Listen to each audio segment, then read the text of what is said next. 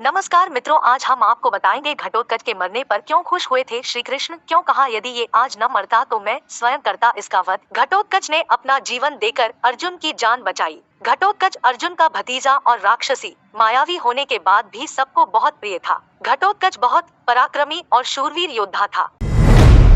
आप देख रहे हैं द धार्मिक रहस्य। चलिए अब करते हैं ज्ञान की बात। वीडियो में आगे बढ़ने से पहले हमारे चैनल को सब्सक्राइब कर ले और बेल आइकन दबा दे ताकि आपके पास सबसे पहले नोटिफिकेशन पहुंचे। महाभारत एक महाकाव्य ग्रंथ है जिसको वेदव्यास जी ने लिखा है, जिसमें हमें हर एक पत्र की अनोखी रहस्यमय और उनके जन्म और मृत्यु के बारे में लिखा गया है। उनमें से एक है घटोत्कच। घटोत्कच महाभारत के प्रमुख पात्रों में से एक है। घटोत्कच के जन्म और मृत्यु दोनों के ही प्रसंग काफी रोचक और रहस्यमयी है। कर्ण के हाथों घटोत्कच की मृत्यु होने पर श्री कृष्ण काफी खुश हुए थे। बाद में उन्होंने भीम को इसका कारण भी बताया था। महाभारत युद्ध में कई योद्धाओं ने पांडवों के पक्ष से युद्ध किया था। घटोत्कच भी इनमें से एक था। घटोत्कच भीम और हिडिंबा का पुत्र था। वो बड़ा ही मायावी था। युद्ध के दौरान उसने कौरव सेना को बहुत क्षति पहुंचाई थी। घटोत्कच के पराक्रम को देखकर दुर्योधन भी घबरा गया था। श्री कृष्ण ने ही यह लीला रची थी जिससे कि अर्जुन की जान बच जाए और घटोत्कच वीरगति को प्राप्त हो। कृष्ण अर्जुन को पार्थ कहकर बुलाते थे। अर्जुन द्वारा अपने ही भाइयों पर वार करने पर संकोच कर रहे थे। तब कृष्ण ने उनको अपने दिव्या रूप के दर्शन दिए और गीता का उपदेश दिया।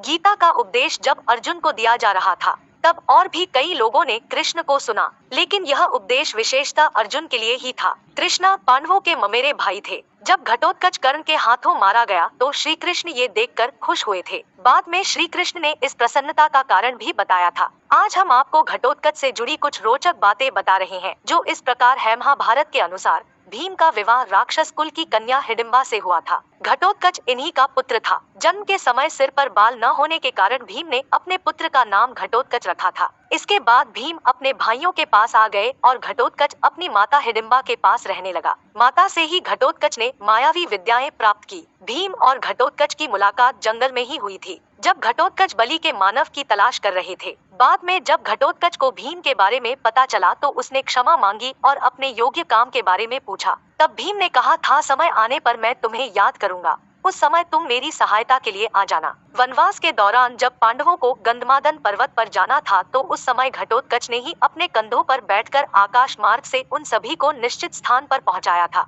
महाभारत के अनुसार जब युधिष्ठिर ने इंद्रप्रस्थ राज्य बसाया तो राजसूय यज्ञ का आयोजन किया। यज्ञ के नियम के अनुसार युधिष्ठिर ने भीम, अर्जुन, नकुल व सहदेव को अलग अलग दिशाओं में राजाओं से कर टैक्स लेने के लिए भेजा। जब सहदेव दक्षिण दिशा की ओर चलते चलते समुद्र तट पर पहुंच गए तो आगे जाने के लिए कोई भी मार्ग न देखकर उन्होंने घटोत्कच को याद किया। घटोत्कच समुद्र पार कर लंका पहुंच गया और उसने राजा विभीषण को अपना परिचय दिया और आने का कारण भी बताया। घटोत्कच की बात सुनकर विभीषण प्रसन्न हुए और उन्होंने कर के रूप में बहुत धन देकर उसे लंका से विदा किया। जब कुरुक्षेत्र के मैदान में कौरवों और पांडवों के बीच युद्ध होना तय हो गया, उस समय घटोत्कच ने पांडवों की ओर से युद्ध किया। घटोत्कच ने अपनी मायावी विद्या और पराक्रम से कौरवों की सेना में खलबली मचा दी। कौरवों की सेना में अलम्बुश नाम का एक राक्षस था, वह भी मायावी विद्याएं जानता था। घटोत्कच और अलम्बुश के बीच भयंकर युद्ध हुआ। अंत में घटोत्कच ने उसका वध कर दिया। दुर्योधन और घटोत्कच के बीच भी भयंकर युद्ध हुआ।